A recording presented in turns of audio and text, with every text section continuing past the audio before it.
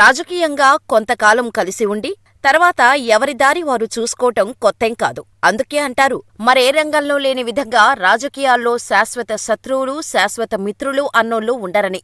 అప్పటివరకు కడుపులో తలపెట్టి తన జీవితానికి అధినేతే దేవుడన్నట్టుగా బిల్డప్పిచ్చే నేత తెల్లారేసరికి ప్రత్యర్థి పార్టీ అధినేత కాళ్లకు నమస్కారం చేయటం కామన్. ఇలాంటి మార్పులు చేర్పులన్నీ కూడా కొత్త అవకాశాల కోసమే అవుతాయి. మరి ఈ తీరు మంచిదా, చెడ్డదా అన్న చర్చ ఒక పట్టాన తేలేది కాదు.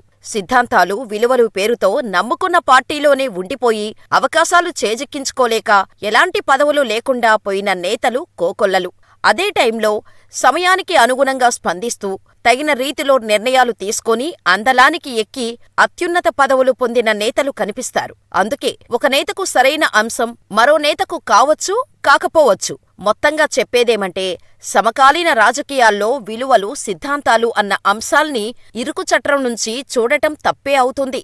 అయితే ఇక్కడో విషయాన్ని మిస్ కాకూడదు. రాజకీయ అవసరాలు, పరిస్థితులకు అనుగుణంగా పార్టీలు మారడం తప్పులేదు. కానీ పార్టీ మారే క్రమంలో కానీ, మారిన తర్వాత కానీ నోటికి వచ్చినట్టుగా మాట్లాడటమే తప్పవుతుంది. తమతో కుదరక, పొసగక వెళ్లిపోయిన నేతను కెలకటం ద్వారా కొత్త తలనొప్పులు తెచ్చిపెట్టుకోవటంలోనూ అర్థం లేదు. ఇప్పుడు వైసీపీకి చెందిన సీనియర్ నేత, జగన్కు వీర విధేయుడైన చెవిరెడ్డి భాస్కర్ రెడ్డి అలాంటి తప్పే చేస్తున్నారు. ఒకప్పుడు తమ అధినేతకు వీర విధేయుడైన బాలినేని శ్రీనివాసరెడ్డిని టార్గెట్ చేయటం, తాను అనే 2 మాటలకు తిరిగి 4 మాటలు అనిపించుకునే వైనం చూసినప్పుడు చెవిరెడ్డి ఆగ్రహం పార్టీకి, పార్టీ అధినేతకు చేటు చేస్తుందని చెప్పక తప్పదు. తాజాగా అదానీ ఎపిసోడ్లో మాజీ మంత్రి బాలినేని బయటకు రావటం, తనను అర్ధరాత్రి నిద్రలేపి ఫైలు మీద సంతకం పెట్టమంటే సందేహం వచ్చి పెట్టలేదని, తర్వాత రోజు మంత్రివర్గంలో ఆమోదముద్ర వేసుకున్నట్టుగా పేర్కొన్నారు. ఈ అంశం మీద చెవిరెడ్డి కావచ్చు, ఇంకొకరు ఎన్ని మాటలైనా అనొచ్చు.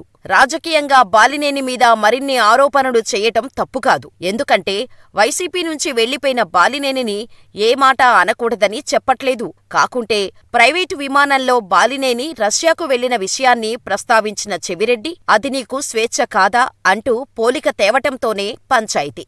జగన్ మంత్రివర్గంలో మంత్రులకు స్వేచ్ఛ ఉండేది కాదని తాను అంటే, అందుకు కౌంటర్గా చెవిరెడ్డి తాను ప్రైవేటు విమానంలో రష్యాకు వెళ్లిన విషయాన్ని ప్రస్తావించటాన్ని తప్పుపడుతున్నారు. తన మిత్రులతో కలిసి ప్రైవేటు జెట్లో రష్యాకు వెళ్లటం మంత్రిగా స్వేచ్ఛ అవుతుందా అంటూ ప్రశ్నించిన బాలినేని ఈ సందర్భంగా చెవిరెడ్డిపై సంచలన ఆరోపణలు చేశారు. ఎన్నిసార్లు అమెరికాకు ఆయన వెళ్లలేదు, అక్కడ ఆయనేం చేసేవారో బయటపెట్టమంటారా అంటూ ప్రశ్నించారు. దీంతో Balineni Russia tour, Chevireddy America ట్రిప్పులు ఇప్పుడు కొత్త చర్చకు తెరతీశాయి. ఇవన్నీ అటు తిరిగి ఇటు తిరిగి పార్టీ అధినేత వైపు వేలు చూపేలా మారాయి. నిజానికి రాజకీయ నేతలు, అందున ఒక స్థాయికి వెళ్లిన తర్వాత పబ్లిక్ లైఫ్కి, ప్రైవేటు లైఫ్కి మధ్య స్పష్టమైన విభజన రేఖ ఉంటుంది. ఈ విషయాన్ని వదిలేసి చెవిరెడ్డి చేసిన వ్యాఖ్యలు ఆయనకే నష్టం తప్పించి బాలినేనికి కాదన్న విషయాన్ని త్వరగా గుర్తిస్తే మంచిది.